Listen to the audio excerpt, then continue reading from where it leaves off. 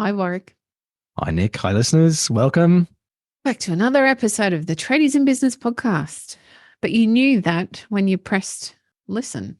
Well, what do you Mm. press? It's just like a play button, isn't it? Thanks for pressing play on another episode. And are you ready? Nicole's got a joke. We're going to press play on the joke then. Go. Why did the chicken cross the playground? No. To get to the other slide. Boom, boom. Oh, come on. Speaking of slides, Yes. how good's the economy? It's on a slide. It's a bit of a uppy downy slide. It's like snakes and ladders continuously, actually. Yeah, climb the ladder and then down the slide and then climb another ladder and down the slide. It's what it can feel like sometimes, I guess. That's what business feels like too, I might add. And I feel like in it's a lot of years now. That was my best elephant impression. Like 16 plus years that I've been working with businesses, and it's about the same for you, Nick. Mhm. I often hear people wishing for that time when things would just be easier and smoother and simpler and more predictable and consistent. And I feel like people are chasing this non-existent thing. It doesn't exist. No, it There's no doesn't. such thing. I think a lot of us look back to what might have been a bit of a purple patch in our business. There's lots of reminiscing around a time that in retrospect was nice or easy or less stressful because we never know what's around the corner. And so that can cloud what business really is like. You're not talking about the good old days, are you, Nick? Maybe I'm probably qualified to talk about the good old days at this age. I'm qualified to talk about the old days. I don't know if they were good. But don't you agree? Even I feel tempted occasionally. Okay, well, I'll talk about this on a personal level when I think about kids. And recently I was struggling to catch up with a girlfriend of mine because she's so busy with kids' sport. And I'm at the other end of the spectrum where all my children are grown up and mostly left home, and I rarely get to spend a bunch of time with them anymore. And I miss the days where our weekends were busy, busy, busy, totally consumed with kids' sport. And so this is that exact situation we're talking about. I was looking backwards and thinking, oh, if only I had have been more present or enjoyed it more in the moment instead of whinging about having to wash another round of football jerseys or netball dresses or whatever it might be. I was reliving some of the fun times and ignoring the other stresses that were in my life or our family at that time. And I think it can be very tempting to do the same in business. I'm going to call it the Instagram effect to our memories, where we only remember the Instagram reel. Yeah. And we conveniently forget the other stuff that we've been through. Yes. And then I think the same thing gets applied looking forward. We hope for this time where things will be easier, because who doesn't want an easier life? I do. Yes. But the reality is, based on lots of data and lots of other people's anecdotes, is there are no easier times. It's No. always up and down. There's always challenge, there's always struggle, and there's always awesomeness and joy. And that's the whole thing. It's just the big, beautiful tapestry of life, listeners. Now, this is not a philosophy episode, in case you're wondering. We're going to talk about staff.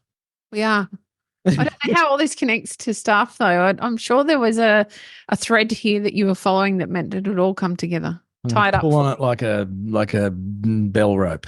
Probably doesn't mean much to anybody. Anyway, what the hell has Instagram memory and the good old days got to do with staff? One of the big questions that trade business owners ask us, ask themselves, ask in Facebook groups is, how do I know when is the right time to employ staff? How do I know whether I can afford to employ a tradesperson or another tradesperson or an admin person or whatever in my business?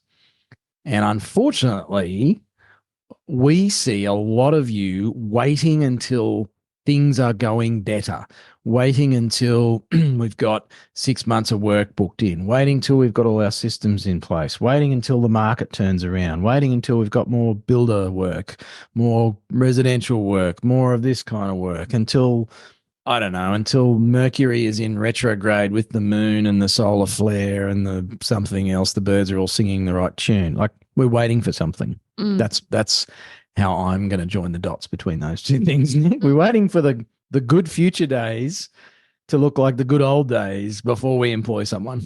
I think we've spoken about this once before in the thought of opportunity cost and what opportunities you're missing by waiting and what could that potentially be costing you and your business. And I think that's probably a great, maybe not an easy way to answer this question, but it is one of the ways to answer the question.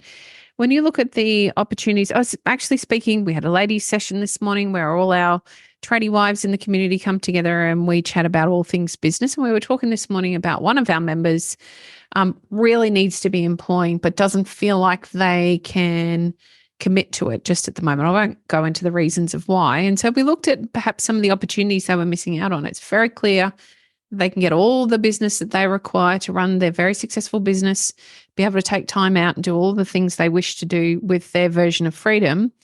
If the tradesperson just jumps off the tools and heads into the office, but there's just that little bit of fear that's holding them back from making the giant leap. And so when we looked at the opportunity cost, well, what are you missing out on? Here are the 5 ways that tradesperson could spend their time generating more of the kind of work that's profitable and you prefer to do by stepping away from the tools instead of going and literally hammering in nails all day, every day. These are the opportunities that you're missing out on. It really changed the conversation. But there's a better way to do that even, and that comes back to the financial understanding and clarity about, okay, well, what's it going to cost you to have a person fill the role that you're looking to fill? And what potentially could that person be creating in terms of turnover or income for your business by having them in that role? That's not hard to figure out. There's some assumptions we can make, and that'll very quickly answer some of these questions for you. If you want the answers. Yeah, I think you've stumbled on the real answer. I'm going to drop my wife in it here. I love my wife. She's amazing. And she's human. Sometimes I'm not so sure with an 8-month-old and a business and me as her husband. She's got to be superhuman. Like most wives. G'day to all the superhuman wives out there that put up with us blokes and manage the house and the kids and their own business or job. And so my wife is definitely one of those. And she's got what I believe is an amazing opportunity in her business. And she's a sole trader, like many of you listening to this, or even some of you with maybe one staff member or one apprentice, very similar sort of size business and complexity of operation. And as an outside perspective, I think she's got an amazing opportunity to grow her business by employing people. And in her industry, it's hard to get good staff. There's not that many around. There's risks involved with employing them. Obviously, there's a cost. And I'm looking at it going, you should employ people. You got a great opportunity. Just employ some staff. And Nick, exactly what you said. I've done the numbers for my wife and said, look, here, I've crunched the numbers, honey. I've done the logic thing with my man brain. And on paper, it makes absolute sense. She could make a good profit from 1 or 2 staff members and spend a lot less time on the tools herself. She's out seeing clients and doing all that sort of stuff in her business. Mm-hmm. And her response has been very firmly, I'm not ready. Yep. And I'm like, what do you mean you're not ready? Well, I don't have all the systems and processes in place. Well, no, they create them when you put them on. Yeah, but that's too risky because what if they make a heap of mistakes? I'm like, well, that's why you have supervision and accountability and software. Yeah, but I don't have enough money in the bank to cover their wages. I'm like, you don't need it. You've got plenty of work coming in. Oh, but what if the work dries up? I'm like, well, that's what marketing's for. And so I'm getting all of these reasons why now is not the right time. And just in that little case study, you could change the names and the scenario to be a plumber, a builder, a concreter. It wouldn't matter what trade or what business. They're all the same sort of reasons, which we call excuses around here at Tradies in Business, for not doing it yet. And yet you and I know, Nick, that they are all very solvable and in fact quite simply for most of the trade businesses that we talk to and work with. I drew a breath. Sorry, you thought I was going to keep talking. I did. I want to ride in on my big white horse and make your poor wife feel better in case she never listens to this. This is why she refuses to listen to the podcast. I would too after that one. But I feel as though it's okay not to be ready. I probably want to validate that for some business owners, they're not going to be ready. They never will be ready, and that's okay. That's a choice. There are choices that you can make here. And not being ready means that you're choosing to accept some other issues or some other problems that you'll need to solve, and that's fine. That is totally your choice. So if you're one of the people listening to this and thinking, no, I can't do it, that's okay. Just let me reassure you. I don't know if that's reassuring for your lovely wife or not. And so what I do want to encourage you to do, though, is to think about it's exactly that headspace. That you're right. They're common conversations that we have with many of the trades. I don't have the systems in place or I don't have the structure in place. If you're waiting for that, that will never happen because you're busy. That's exactly why you're trying to put someone in place in the first place. Many of the skilled people that you would be looking to fill these roles with will come with the skill set to be able to create some of that structure with you anyway, or at least assist you in a way that means that you can create it.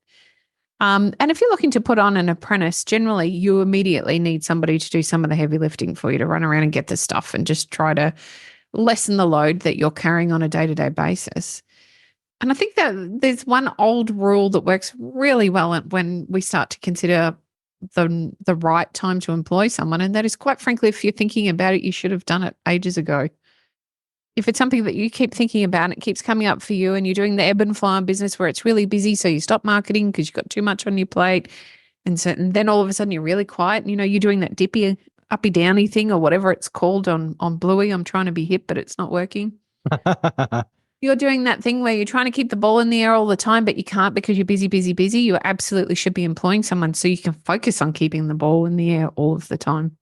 Have you been thinking about putting on an administration team member to help you with the admin so that you can attract the better kind of clients or the right kind of work, or look at increasing your profit, or having the time and the space to understand any of those things I've just said?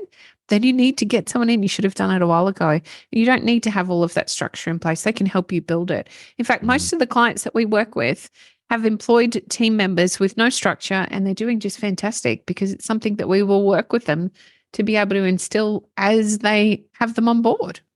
Yeah, I think you can find reasons everywhere if you want to avoid employing somebody. But as you've said, Nick, if you're listening to this episode and that's you've been thinking about it, it's like, oh, I'm thinking about putting someone on, but then you're coming up with all these reasons, or just some of the reasons. I don't have the systems, or I don't have the time to show them or train them or get them set up with doing the work.